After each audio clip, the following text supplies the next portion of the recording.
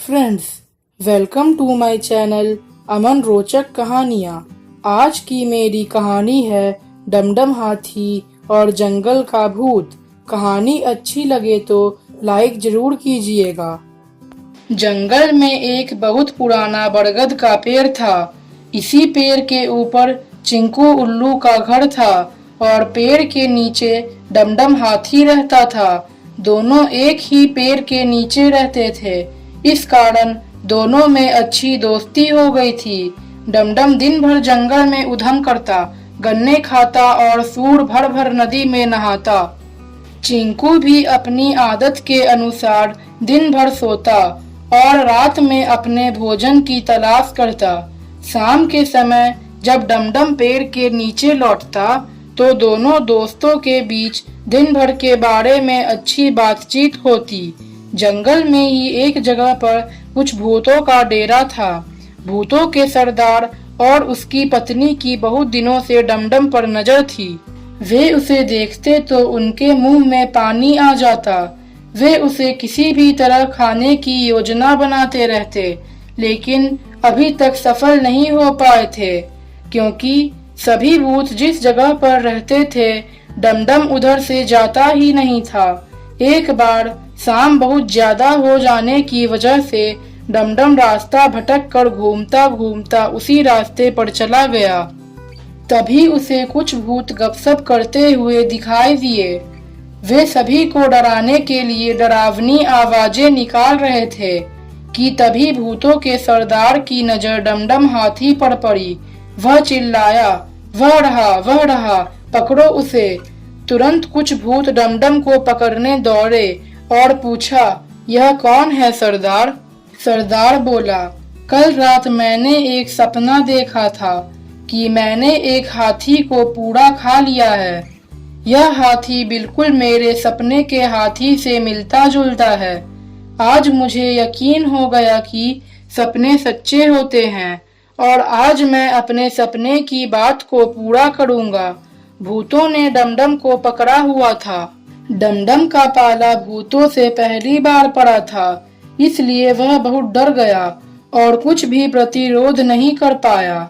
Dumdum ने जब देखा कि भूतों का सरदार और उसकी पत्नी उसे खाने के लिए उसकी तरफ आ रहे हैं, तो उसके हाथ पैर सूजने लगे और वह डर के मारे जोर जोर से चिंघारने लगा। चिंकू ने जैसे ही अपने मित्र की आवाज सुनी, वह तुरंत उड़कर वहां पहुंच गया और चिल्लाता हुआ बोला, यही है, अरे बिल्कुल यही है, और आकर अपने मित्र के सिर पर बैठ गया।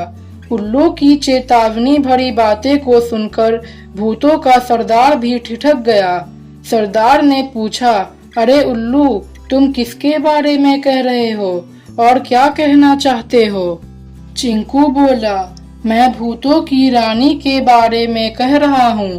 कल रात मैंने सपने में देखा था कि भूतों की रानी से मेरी शादी हो गई है और आपकी यह रानी मेरे सपनों की रानी से बिल्कुल मिलती जुलती है। इसलिए अब मैं इससे विवाह करके अपने सपने को पूरा करूँगा। भूतों की रानी ने जैसे ही सुना, वह जोर से चिल्लाई, मैं किसी उल्लू से शादी नहीं करूँगी। भूतों का सरदार जानता था कि ये उल्लू इस हाथी का दोस्त है और ये इतनी आसानी से हमारी दाल नहीं गलने देगा। ये अपने और दोस्तों को इकट्ठा कर लेगा और हम लोगों को परेशानी हो जाएगी। सरदार ने कहा, घबराओ मत, रानी यह तो उल्लू है और उल्लू जैसी ही बातें भी करता है। सपने भी कहीं सच होते हैं। देखो, मैंने सपने में देखा था कि मैंने एक हाथी को पूरा खा लिया था, पर अब मैं इसे जाने दे रहा हूँ। और उसने भूतों से कहा कि हाथी को छोड़ दो। आजाद होते ही डमडम तुरंत जंगल में भाग गया और फिर चिंकू ने भूतों के सरदार से कहा कि चलो, जब तुम्हारा सपना सच नहीं है तो इसका मतलब कि मेरा भी सपना सच नहीं है और ऐसे सपने को भूल जाना ही अच्छा है। सरदार बोला, तुम दिखते तो उल्लू हो, पर बातें तो बड़ी समझदारी की करते हो।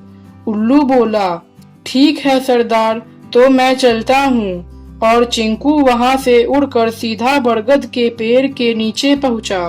यहाँ पहुंचकर दोनों दोस्त खूब हंसे कि आज उन्होंने भूतों को उन्हीं की चाल से मात दे दिया था। डमडम ने जान बचाने के लिए अपने मित्र का शुक्रिया किया और बोला, तुम मेरे सच्चे दोस्त हो। इस पर चिंकू बोला, मित्रता में शुक्रिया की जरूरत नहीं होती मेरे दोस्त। मुसीबत के समय एक दोस्त दूसरे दोस्त के काम नहीं आएगा तो कौन आएगा।